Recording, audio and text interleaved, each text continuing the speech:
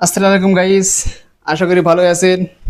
তো আজকে আমি আপনাদের দেখাবো চোস সালোয়ার সঠিক নিয়মে আপনারা কিভাবে কাটবেন। অনেক সময় দেখবেন আপনারা চোস সালোয়ার কাটলে হয় টাইট হয়ে যায়, নাহলে লুজ হয়ে যায়, কিন্তু আপনাদের কাস্টমার রিপোর্ট দেয় টাইট হয়ে গেলে কিংবা লুজ হয়ে গেলে অবশ্যই কাস্টমারের মন খারাপ হবে। আর কাস্টমারের মন খারাপ হইলে তো আপনারও মন খারাপ হবে।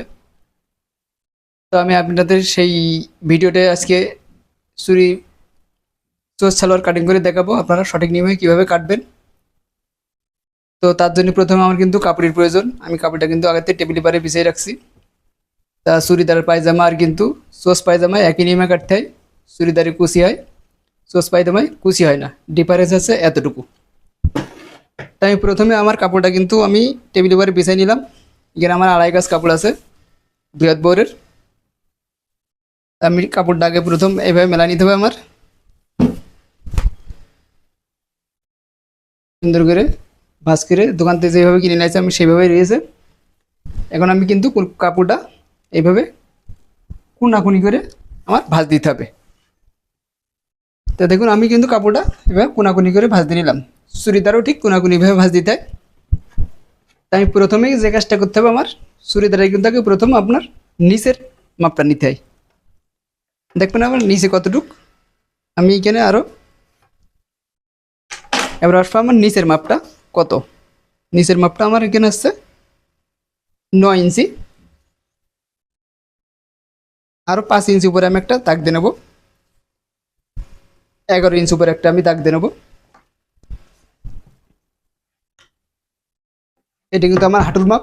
অবশ্যই কিন্তু হাঁটুর মাপটা চুড়িদারের জরুরি।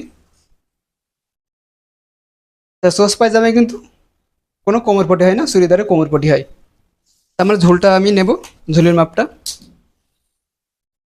আমার ঝোল হচ্ছে 38। আমি 38-এ দাগ দিয়ে নেব। আরও এক্সট্রা 2 ইঞ্চি রাবারের জন্য নিয়ে নেব। এবার আসবো আমি হায়ের মাপ এবং হিপের মাপ। তা আপনারা এবার আমি আসবো হায়ের মাপ এবং হিপের মাপ। হিপের মাপটা কিন্তু অবশ্যই লাগবে। তা আপনারা যদি সালোয়ার থেকে মাপ নেন, তা আপনারা সালোয়ারে যা হবে, যা হিপ থাকবে সেটার আপনারা 4 ভাগের 1 ভাগ দেবেন। আর যদি আপনারা বডির থেকে নেন, তাহলে আপনার বডি যা হবে, আপনার হিপ বডি থেকে মাপ নিলে আপনার বডিতে হিপ যা থাকবে তার থেকে 6 ইঞ্চি আপনারা আরও এক্সট্রা যোগ করবেন। আপনার যদি 40 ইঞ্চি আপনার হিপ হয়, অরিজিনাল হিপ, তাহলে সাথে আরও 6 ইঞ্চি যোগ করবেন। 46 হবে। 40 আর 40 আর 4 6 46, এইভাবে ভাগ করবেন।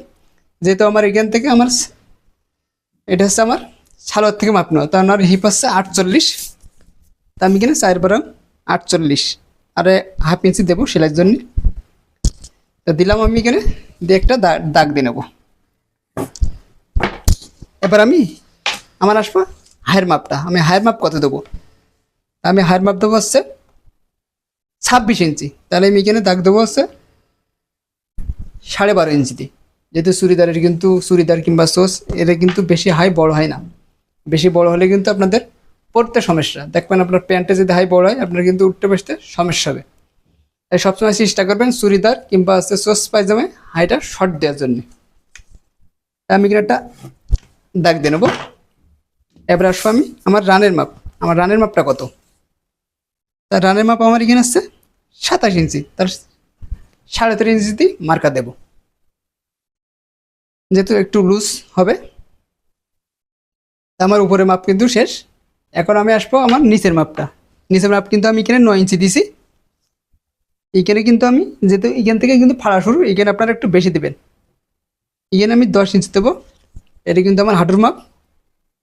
এখানে দেবো আমি আসছে 13 ইঞ্চি, অর্থাৎ 6.5। যদি কেউ ফিটিং করে আপনারা একটু বেশি দেবেন। আর আপনারা যদি হাঁটুর মাপ নিয়ে থাকেন, হাঁটুতে যা মাপ নেবেন আপনারা, তার থেকে কিন্তু 1.5 ইঞ্চি লুজ দিলেই আপনাদের ফিটিং হবে। তাই কিন্তু আমি এবারে এখান থেকে বরাবর এভাবে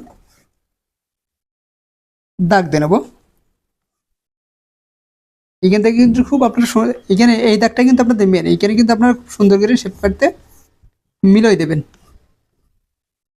এভাবে ঘুরে ঘুরে আপনারা মিলিয়ে দেবেন দাগগুলা।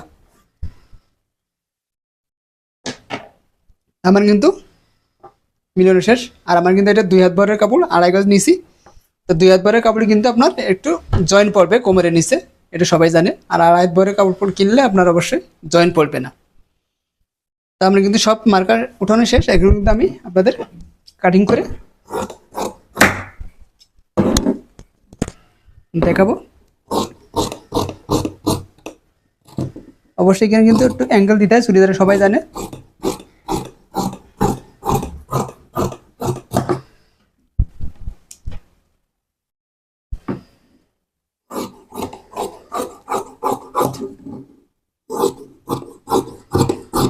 অবশ্যই কিন্তু রাউন্ডটা সুন্দর করে দেবেন, হাই রাউন্ডটা।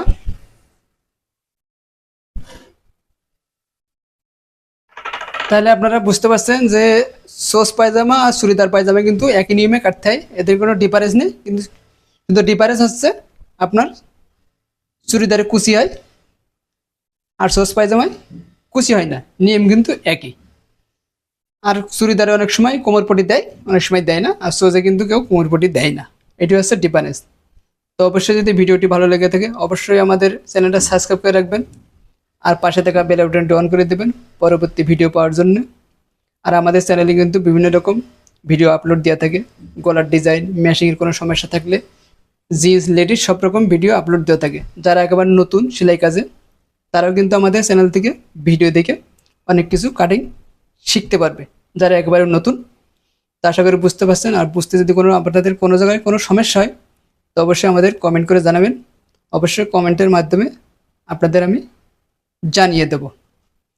তা আশা করি বুঝতে পারছেন। ভালো থাকবেন, সুস্থ থাকবেন, খোদা হাফেজ।